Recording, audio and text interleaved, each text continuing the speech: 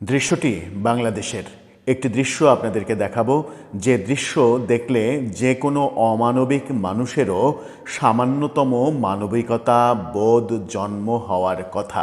একজন তরুণকে, একজন যুবককে বেঁধে রেখে তাকে কারেন্টের শক দিয়ে নির্যাতন করা, মৃত্যুর মুখে ঠেলে দেয়া, এই যে মব কালচার, এই মব কালচার থেকে এখনও আমরা বেরিয়ে আসতে পারলাম না।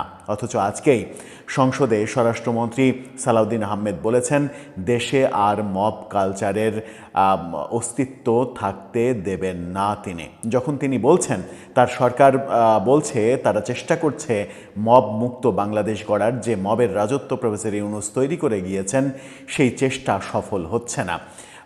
ঘটনাটা সম্ভবত কিশোরগঞ্জের ঘটনা। একজন যুবককে বেঁধে রেখে তাকে কারেন্টের শক দিয়ে নির্যাতন করে মৃত্যুর মুখে ঠেলে দেওয়ার চেষ্টা করা হয়েছে। সেই তরুণ নিজের মৃত্যু নিশ্চিত জেনে শেষ পর্যন্ত কালেমা পড়ার দিকে গিয়েছে, কালেমা পড়েছে, তবুও নির্যাতনকারীদের মন গলাতে পারেনি। এই তরুণের পরিচয় কি, এই তরুণ কোন রাজনৈতিক দল করে, সেটা মুখ্য বিষয় নয়, যদিও পরিচয়টা জানলেই খুব সহজেই বোঝা যাবে যে কেন এই নির্যাতন করা হয়েছে কিংবা কারা এই নির্যাতন করতে পারে, কারা নির্যাতন করেছে। বাংলাদেশে প্রফেসর ইউনূস সরকার আসার পরে, শেখ হাসিনা সরকার পতনের পরে প্রফেসর ইউনূস সরকারের আমলে যেভাবে বিরোধী মতের ওপরে মব তৈরি করা হয়েছে, নির্যাতন করা হয়েছে, পিটিয়ে পুড়িয়ে মারার বহু নজির স্থাপন করা হয়েছে, এবং সেই মব কাণ্ডকে প্রফেসর ইউনূস পৃষ্ঠপোষকতা দিয়েছেন, সহযোগিতা করেছেন। গদিতে বসে থেকে তিনি পেছন থেকে বলেছেন তোমরা করে যাও, আমরা তোমাদের কিছুই বলবো না। সেই কালচার থেকে আমরা বেরিয়ে আসতে পারছি না। চলুন একটু জেনে দেখি, ভিডিওটাও একটু দেখি কেন, কিভাবে এই ঘটনা ঘটল এবং এই অমানবিক ঘটনা থেকে আমরা সত্যিই বেরিয়ে আসতে পারবো কি না। থাকবেন পলিটিক্স টিভির নিয়মিত আয়োজনে।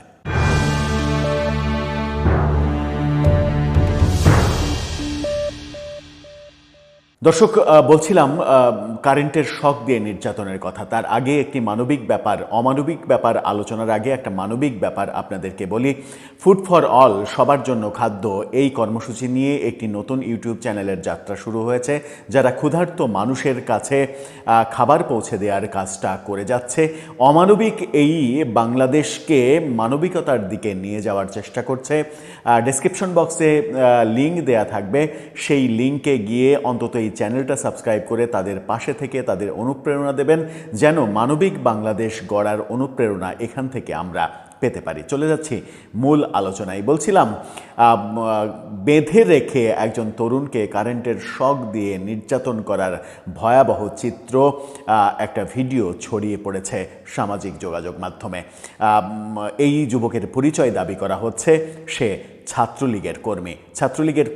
ছাত্রলীগের বিরোধী পক্ষ যারা, তারা তাকে এভাবে বেঁধে রেখে নির্যাতন করছে, কারেন্টের শক দিচ্ছে এবং মৃত্যু হয়তো বা হয়নি শেষ পর্যন্ত, কিন্তু সেই যুবক নিশ্চিত ছিল যে তার মৃত্যু অবধারিত, সেই কারণে সে কালেমা পর্যন্ত পড়ে মৃত্যুর প্রস্তুতি নিয়েছে। তবুও নির্যাতনকারীদের মন গলেনি।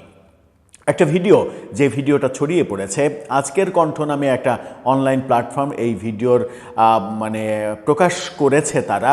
সেখান থেকে ভিডিওটা একটু দেখে নিয়ে তারপরে বাস্তবতা বোঝার চেষ্টা করব। আপনারা ভিডিওর সামান্য একটু দেখে আসুন।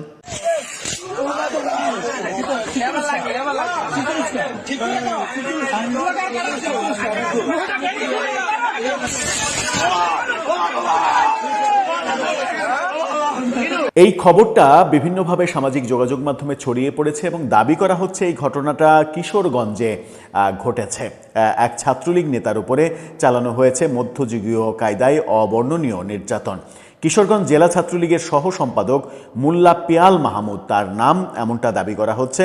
প্রকাশ্য দিবালোকে তাকে খুঁটির সঙ্গে বেঁধে রেখে পৈশাচিক কায়দায় ইলেকট্রিক শক দিয়ে হত্যার চেষ্টা চালানো হচ্ছে।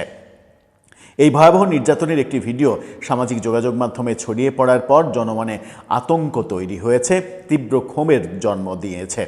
এই ক্ষোভটা আদৌ সমাজে প্রভাব বিস্তার করতে পারবে কিনা সেটাও একটা বড় প্রশ্ন। ভাইরাল হওয়া ভিডিওতে দেখা যায় পিয়াল মাহমুদকে একটি পাকা খুঁটির সাথে আটকে রেখে একদল লোক তাকে ঘিরে ধরেছে। চারপাশ থেকে তাকে কিল ঘুষি থাপ্পড় মারা হচ্ছে।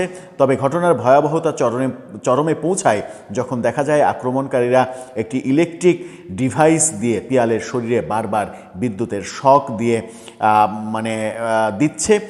বিদ্যুতের প্রবাহের সময় সৃষ্ট কর্কশ শব্দ এবং পিয়ালের অসহ্য যন্ত্রণার চিৎকার ভিডিওতে স্পষ্ট ধরা পড়েছে, যেটা আপনারা দেখলেন। ভিডিওর দৃশ্য অনুযায়ী পিয়াল মাহমুদ চরম আতঙ্কিত অবস্থায় আক্রমণকারীদের হাত থেকে বাঁচতে বারংবার জোর মিনতি করছে।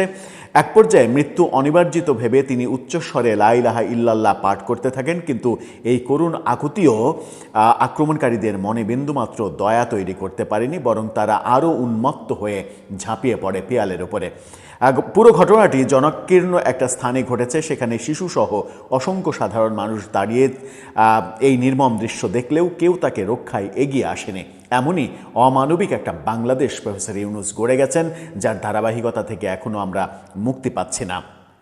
ভিডিওর সাথে যুক্ত ক্যাপশনে দাবি করা হয়েছে এই নারকীয় তাণ্ডব দুইটি রাজনৈতিক দলের নেতাকর্মীরা ঘটিয়েছেন। আমি যেহেতু এই খবরটা নিশ্চিত নয় যে কারা এই ঘটনাটা ঘটিয়েছে, এই দাবি ফেসবুকে পোস্ট করা যে দাবি, কখনো একটি ধর্মভিত্তিক দলকে দায়ী করা হচ্ছে, কখনো সরকারি দলের সংশ্লিষ্টতার কথা দাবি করা হচ্ছে, সেই দাবির ব্যাপারে আমি কথা বলতে চাই না, যেহেতু ব্যাপারটা নিশ্চিত নয় যে কারা এই ঘটনাটা ঘটিয়েছে। তবে গণমাধ্যমের উচিত, সরকারের উচিত এই ঘটনা খতিয়ে দেখা, এবং খতিয়ে দেখা এরা যে মব বাহিনী সেটা তো আর মিথ্যা না। এই মব বাহিনী কারা তাদেরকে খুঁজে বের করে, ভিডিওতে স্পষ্ট দেখা যাচ্ছে তাদের চেহারা, তাদের পরিচয় বের করে তাদের শাস্তির আওতায় যদি সরকার আনে, তাহলেই বোঝা যাবে যে সরকার এই ব্যাপারে আন্তরিক। এবং স্বরাষ্ট্রমন্ত্রী আজকেও সংসদে যে কথা বললেন, মব আর হতে দেবেন না, তার কথাটা বাস্তবে রূপান্তরিত করতে এই ঘটনার সুরাহা হওয়া উচিত। এই পৈশাচিক নির্যাতনের ভিডিও প্রকাশ্যে আসার পর থেকে সামাজিক যোগাযোগ মাধ্যমে ধিক্কারের ঝড় বইছে। অনেকেই প্রশ্ন তুলেছেন, আধুনিক যুগে এসেও মানুষের উপরে এমন দানবীয় নির্যাতন কিভাবে সম্ভব। নেটিজেনরা অবিলম্বে এই অমানবিক ঘটনার সাথে জড়িতদের চিহ্নিত করে দৃষ্টান্তমূলক শাস্তির আওতায় আনার জোর দাবি জানাচ্ছে। এই ঘটনাটা যদি কিশোরগঞ্জের হয়, তাহলে কিশোরগঞ্জের প্রশাসন নিশ্চয় এই ঘটনা খুঁজে বের করবে। বাংলাদেশের অন্য কোনো জায়গায় যদি হয়, সেটাও নিশ্চয়ই খুঁজে বের করবে। কিন্তু এই ঘটনার সঙ্গে যারা জড়িত সেটা খুঁজে বের করা সব থেকে গুরুত্বপূর্ণ ব্যাপার। সেটা খুঁজে বের করে সরকার তাদের দৃষ্টান্তমূলক শাস্তি দেবেন, এটাই আমাদের প্রত্যাশা। কারণ এই সরকার প্রফেসর ইউনূসের মতো মবতন্ত্র কায়েম করতে চাইবেন না, এটাই আমরা বিশ্বাস করতে চাই। আজকেও স্বরাষ্ট্রমন্ত্রীর কথা যেটা আমরা শুনেছি তার উপরে আস্থা রাখতে চাই বলে এই ঘটনার সুরাহা আমরা প্রত্যাশা করি। এই ধরনের ঘটনা, এই ধরনের কি বলবো যে নরপিশাচের মতো এই ঘটনা যারা ঘটিয়েছে, তাদেরকে উপযুক্ত শাস্তি যদি দেয়া না হয়, তাহলে এই ঘটনা থামানো যাবে না। যতই সংসদে কথা বলুন না কেন স্বরাষ্ট্রমন্ত্রী যে মব হতে দেবেন না, আদতে এই ঘটনা তিনি থামাতে পারবেন না। দর্শক, আপনার কাছে কি মনে হয় এই ঘটনা কারা ঘটাচ্ছে, কাদের ইন্ধনে হচ্ছে, এর সঙ্গে কারা জড়িত? এর বিচার কি বর্তমান সরকার করবে কিংবা করতে পারবে? আন্তরিকতা দেখাবে? আপনার মতামত জানিয়ে লিখতে পারেন আমাদের কমেন্ট বক্সে।